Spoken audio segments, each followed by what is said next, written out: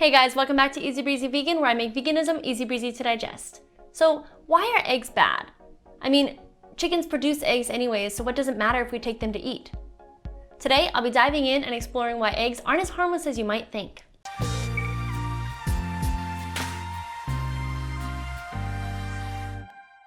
Before we get started, I ask that you take a teensy little baby second to go ahead and like this video.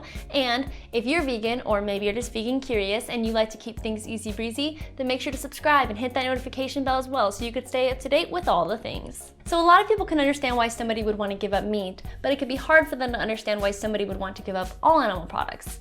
I mean, meat is literally the flesh of another animal. An animal had to die in order for that meat to be there. It's easier for people to see the connection. So people get it when someone wants to give up meat. Do they though? Yeah, okay. They might not understand it completely, but it's a lot easier for them to accept. With animal products such as eggs, people have a harder time wrapping their heads around why somebody would want to give up those products. It's not as obvious to them. I mean, chickens make eggs anyways, and they're healthy, so who is it hurting? To answer this question, I'm going to take you through the life of an egg-laying chicken, starting at the hatchery. Before chickens begin their lives of egg-laying, they are born at a hatchery. They aren't hatched by some loving mama chicken. They're hatched in temperature-controlled incubators. After hatching, the baby chicks are sorted according to sex. The female chicks will be sold to egg farms to become egg-laying hens, but more about that later. Male chicks are said to have it better than their female counterparts, and that's because they get ground up alive within days of being hatched, thus sparing them from a lifetime of exploitation and pain. But don't worry, not all male chicks are ground up alive. Although it is the American egg industry's favorite way to dispose of male chicks. Some male chicks also get killed by cervical dislocation, which is a fancy way of saying that they get their neck snapped. Sometimes they also get killed by asphyxiation by carbon dioxide, or sometimes they're just tied up in a large plastic bag until they suffocate. But why? The male chicks are killed because they're considered useless.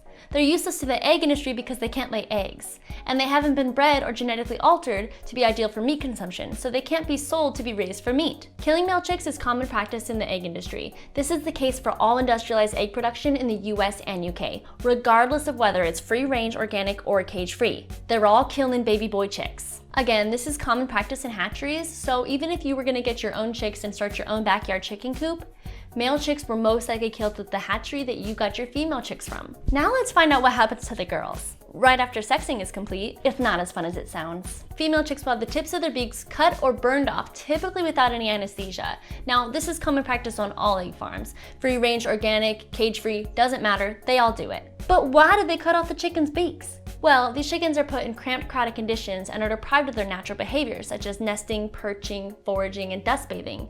Because of this, many chickens exhibit aggressive behavior and begin pecking each other. To avoid injuries to the flock, the industry just cuts off their beaks instead. A chicken's beak contains many nerve endings and is a highly complex organ. Chickens use their beaks to explore their surroundings. The beak is their main way of touching and feeling, as well as picking up and using objects. Chickens use their beaks in much the same way that we might use our hands. Beak trimming removes many of the receptors that are important for taste, touch, pain, and temperature perception. Modern egg-laying hens produce an average of more than 300 eggs per year and begin laying at around 19 weeks old. The most common form of confinement in the egg industry are battery cages. Battery cages are small, and 5 to 10 chickens are stuffed into each of them. Chickens are so cramped in these cages that they can't even spread their wings. And these cages are stacked on top of each other in long rows, typically inside of windowless sheds, and each of these sheds can house tens of thousands of chickens. The cages are made of wire, which means that the chickens on the bottom cages get peed and pooped on by the chickens in the higher cages. Wow, that's a lot of chicken. This leads many to develop diseases and respiratory infections. And it's not like the chickens get to go home after a long day of egg producing. This is where they will spend their whole adult life. These chickens will never get to see natural light, never get to leave their cages, and never get to breathe fresh air until they are transported to the slaughterhouse. Oh God, that's dark. Hens will live this hell until they stop producing eggs, which for an egg-laying hen is usually around 18 to 24 months old. Once her body has become so depleted and exhausted that she can no longer produce eggs, she will be deemed a spent hen. Spent hens are sent to slaughter. So if you eat eggs but not meat because you think an animal didn't have to die, you're wrong. The hen that laid your egg will be killed, and male chicks were killed in order to produce the hens that laid your eggs. These animals are exploited and suffer their whole lives in order to provide eggs for us, and then they're killed. But what about cage-free eggs? Instead of battery cages, cage-free hens are kept in industrial barns that house thousands of birds.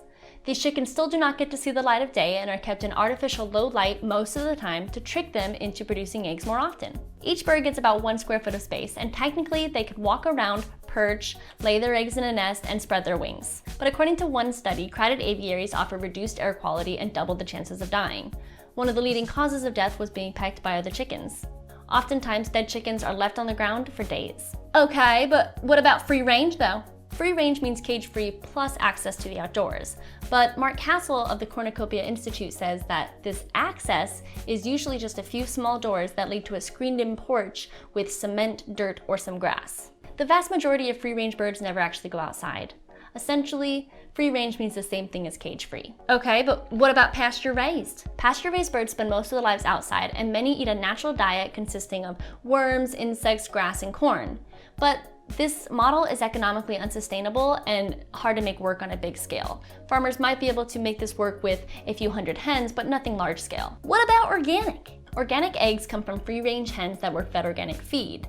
These egg producers are subject to USDA regulation, but since there is no government oversight as to what constitutes free range, organic eggs usually come from birds that are housed in crowded, industrial windowless sheds. But what about backyard chickens? They're expensive, they're dirty, they take a lot of time, they attract predators to your yard. I'm not really gonna get much into that today, but if you would like to see me make a separate video on why backyard chickens aren't really a good idea, let me know in the comments below. The truth of the matter is that 95% of eggs come from hens that are living in battery cages. This is the cheapest, most cost-effective way to produce eggs, so as long as we keep buying them, they'll keep producing them. So you can try to get your eggs from better places, but the hatcheries that are supplying these egg farms are still killing male chicks, and the hens are still being killed after about 2 years. A chicken's natural average lifespan is 8 to 10 years. In nature, chickens only produce 10 to 15 eggs a year, but modern domesticated chickens have been genetically manipulated and bred that they are now producing upwards of 300 eggs a year. This is extremely taxing on their bodies, and their bodies can't keep up. Also, like other birds, chickens only lay eggs during mating season, which is generally in the springtime. So it's a common misconception that chickens are just always laying eggs. I hope you're enjoying this video so far about why you should give up eggs. If you would like to learn about why you should give up dairy as well, please watch this video linked above.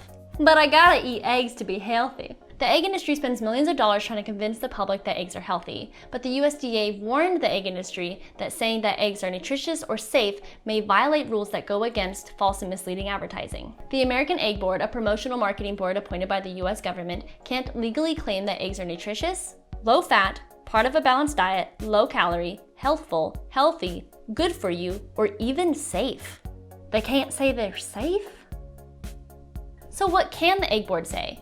They can say that eggs are nutrient dense because there's no legal definition of what nutrient dense means. So literally anybody can say that literally anything is nutrient dense because it means nothing.